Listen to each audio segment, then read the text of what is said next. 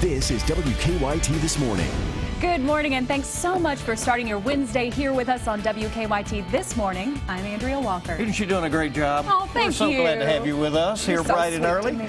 Good morning to you. I'm Bill Bryant, and we are glad you're with us here on this Wednesday morning. And now at 6 a.m. we have breaking news out of Europe. A deadly earthquake has rocked central Italy. We'll have the latest on the rescue efforts just ahead this morning.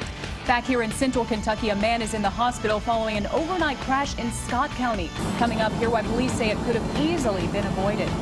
And on WKYT, despite a recent trend, voters in 2 Kentucky counties have turned down expanded alcohol sales.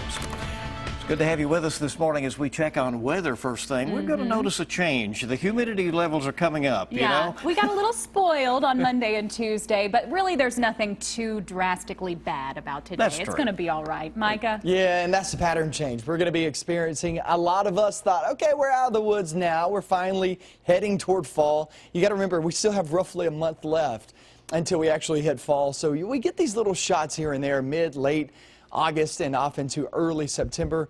And we'll continue to see those little shots here and there. But yeah, we're back into the summertime pattern. We're there in the mid-60s early this morning. It's about 7 to 10 degrees higher than where we have been the past few mornings. But it's still okay. It's still a pretty good start to the day. Some mixture of sun and clouds all day long, mainly dry, not fully dry. I'm going to show you where I do expect some rain chances in your 7-day forecast. That's coming up. And we'll see you shortly. Let's get right to the news. We are following breaking international news this morning. The death toll continues to rise following a 6.2 magnitude earthquake in central Italy. The details disturbing as they come in this morning. One of the worst places hit is the city of Amatrice. This video shows rescue workers pulling a dog from the rubble, but not everyone has been so fortunate there. Our Michelle Chamberlain is at our alert desk now with more on this developing situation. Michelle? Yeah, and Bill, the death toll continues to rise. While Italians were sleeping, the magnitude 6.2 earthquake hit at 3:30 in the morning, and several aftershocks followed, leaving behind major damage and devastation. Here's a look at one of the hardest hit towns in the mountains of central Italy, the town about 100 miles north of Rome. The mayor of the town saying, quote, "The town isn't here anymore." He made a plea for more help to clear the streets and rescued the injured. Emergency crew workers are using anything they can to help people and find people in that debris. The mayor says a family of 4 was trapped under a collapsed building with no signs of life. Rescuers are still digging, hoping to find survivors. The office of Italy's prime minister tweeting out, heavy equipment is on the way. This equipment much needed for the town's search efforts. Now, Italy's Civil Protection Agency says at least 37 people are dead from this powerful quake. We will continue to follow the story throughout the morning and update you as information comes into our newsroom. Back to you. Thank you. And yes, unfortunately, the death toll has been climbing this morning. New on WKYT this morning, a man is recovering after an overnight crash in Scott County. It happened around midnight on Long Lick Pike north of Georgetown. The victim was rushed to UK Hospital. WKYT's Caitlin Sentner is live there to explain how police say this crash could have easily been avoided. Good morning, Caitlin. Good morning, Andrea. It's inside UK Hospital. A man is recovering this morning after deputies say in Scott County it was looking at his cell phone that caused him to crash. Those deputies also say the crash could have been a lot worse if other cars had been around at the time of the crash. Now, it was just after midnight. Crews were called to Long Lick Pike where a man had veered off the road and crashed his truck. Deputies say his truck flipped probably 2 to 3 times before landing in a creek bed. It's not clear right now whether or not the man was ejected from the truck, but deputies say he was outside of it when they arrived. People living close by actually heard the crash and rushed out to help the man. Crews worked to fish some of his personal items out of the creek. Now, deputies say the man was in a lot of pain when they got to the crash site, so they said they didn't get the whole story on why he was looking at his cell phone before the crash, but they are urging drivers this morning not only to not look at your cell phone, but also to not have any other distractions in the car. They say if you need your cell phone in the car with you, maybe leave it in the passenger seat so it's not a distraction. Live in Lexington, Caitlin Sentner, WKYT. Good advice. Thank you very much, Caitlin. State police are trying to track down those responsible for stealing thousands of dollars worth of equipment from Kentucky Fish and Wildlife. Troopers say sometime Sunday evening, a man and woman stole over $30,000 worth of equipment from a storage shed at the agency's facility in Madison County. 2 zero-turn lawnmowers, an ATV, and several power tools were taken. All that property is state property, and at the end of the day, anybody that pays taxes, things like that, I mean, we're the people that own essentially that property, and hopefully we'll be able to find that property and bring it back to Fish and Wildlife. Sunday night, someone called police saying 2 lawnmowers being driven south on Muddy Creek Road. Troopers believe the thieves are possibly driving a late 90s model white Ford Explorer. A man who Lexington police say is accused of raping 2 women over the last year and a half has pled not guilty to multiple charges against him. Police say Jeffrey Cummins broke into a 78-year-old woman's home on Donnabrook Court on Sunday morning. They say he raped her and then poured bleach on her to try to destroy evidence. Last year, police say Cummins broke into another home and raped a 64-year-old woman. Police say it took nearly a year and a half to track him down and get his DNA, and then they say it took several more months for the state crime lab to match him to the case. A 4th person has been charged with murder in connection to a double murder earlier this year. State police arrested Talmadge Branham yesterday morning in Montgomery County. Branham had originally been charged with evidence tampering in the case. In June, police say they found Devin Payton dead in Montgomery County and Brandy Davidson dead in Wolfe County. Police say both had been shot to death. Carla Hunt, Devontae Hall, and Eugene Wade Jr. also face murder charges in this case. Investigators are reaching out to the public this morning to help them solve a Western Kentucky double murder case. Kenneth and Dorothy Nafis were found dead in their Butler County home 2 weeks ago. Police have not said exactly how they died, except to say the couple was murdered.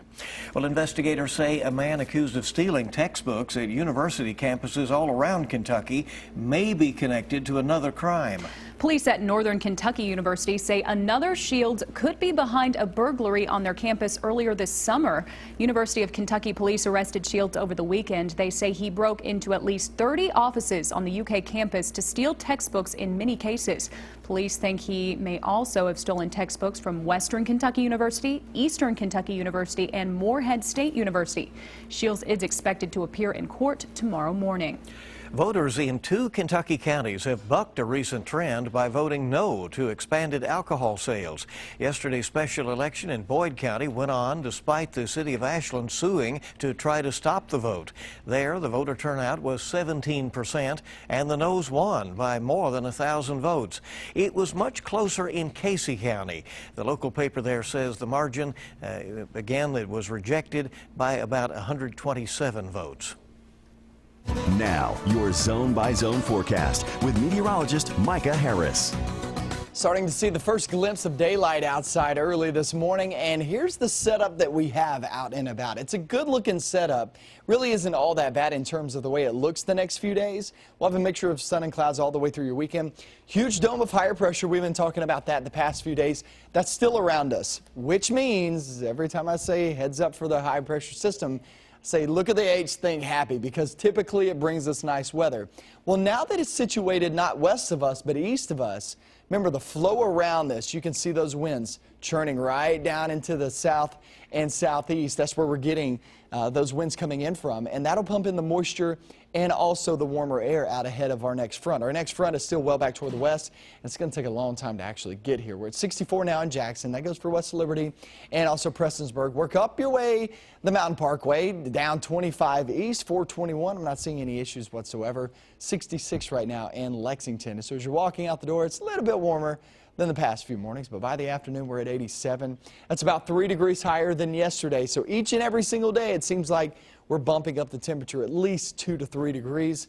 We're going to do that again today. Now, I will tell you this. You look at the icons on the screen, doesn't look like you're going to have a rain chance. However, there is a slight rain chance. When I have 20%, I don't throw those icons on there because it looks like it's going to be raining all day.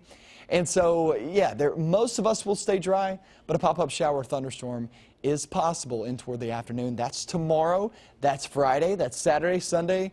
Now through your weekend, very, very limited chances of rain, but there's still that chance, right? So heads up for one of those pop-up showers and thunderstorms, mainly afternoon.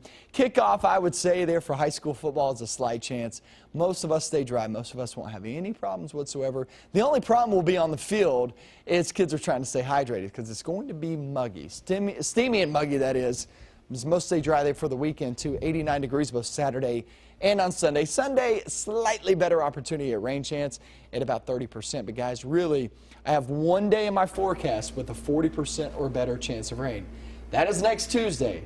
Once again, that's next Tuesday. We're still a ways away. Yeah. Okay? We still have a long way to go. But the next few days, actually, in terms of the way it looks pretty good. But feeling-wise, we were spoiled the past 3 days. Yeah. It felt great the Yeah. past 3 You days. could feel it picking up a little bit last Yeah. night. You were Steamy. downtown for those hospitality games or A wild blast. event. A blast. They were pumped up about it. They are intense. I'm telling you, Campbell House actually won gold this year. Okay? Yeah. They beat the defending Congratulations. champs. All right, yeah. So Yeah. it's a blast. And Fun some event. you had to kind of enforce the rules a time You or two. have to huh? with them Yeah. sometimes. Okay. Have to. Thank you, Micah. 6:10 on WKYT. Each morning we bring you weather and traffic together. Let's check in with Officer Don and see what's happening out on the roads. Good morning, Don.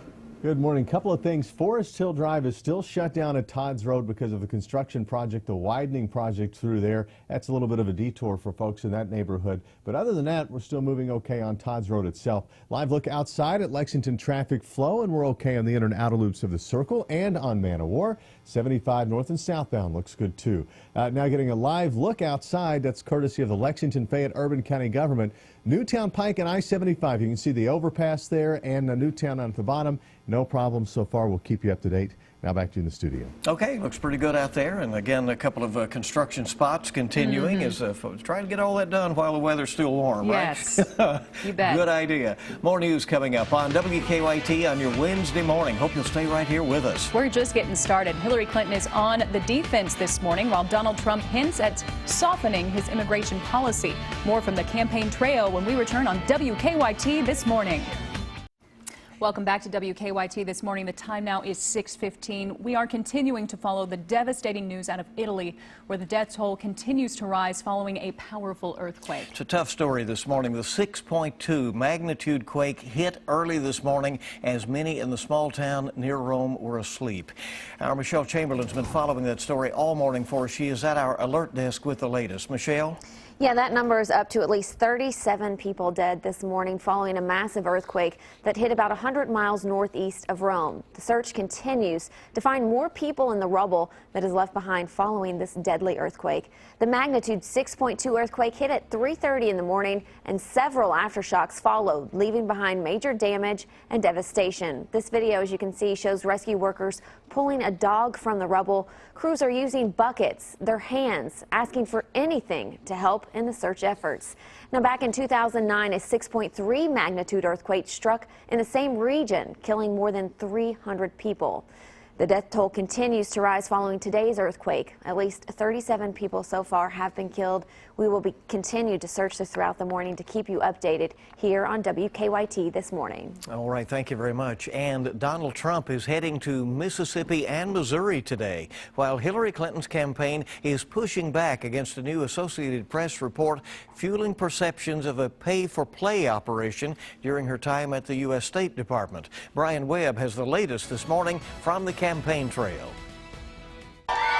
Hillary Clinton greeted supporters after a full day of fundraising in California as her past involvement with her family's charitable foundation comes under more scrutiny.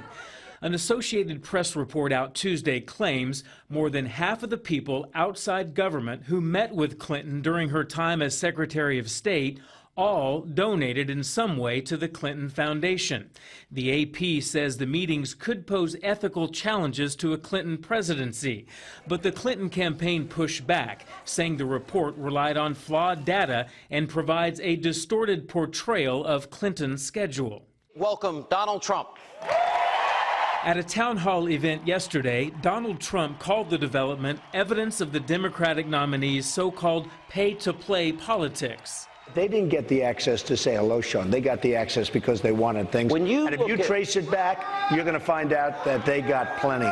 You are going to build the wall. Yeah, 100%. The Republican candidate also signaled a new approach to his signature policy, calling for millions of undocumented immigrants to be deported. There certainly can be a softening because we're not looking to hurt people. We have some great people in this country. But we're going to follow the laws of this country.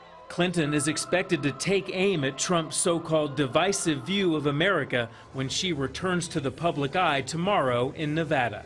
Brian Webb for CBS News. Health officials in Florida are trying to determine whether they have a third active Zika zone on their hands. Yesterday, Florida Governor Rick Scott announced a non-travel related case of the virus in the Tampa Bay region. Officials in the state area already tackling a cluster of Zika cases in the Miami area.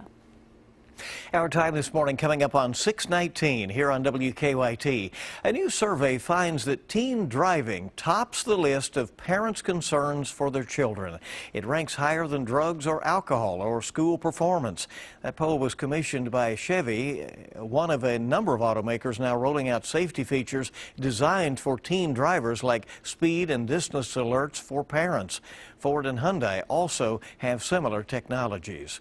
Stocks fell for the EpiPen drug maker Mylan yesterday after increasing anger over the soaring price of that life-saving allergy medicine. Members of Congress are demanding that the company explain why the EpiPen price has soared so much. The cost for 2 doses is now approaching $400, up about $60 or several percent up from about $60 9 years ago.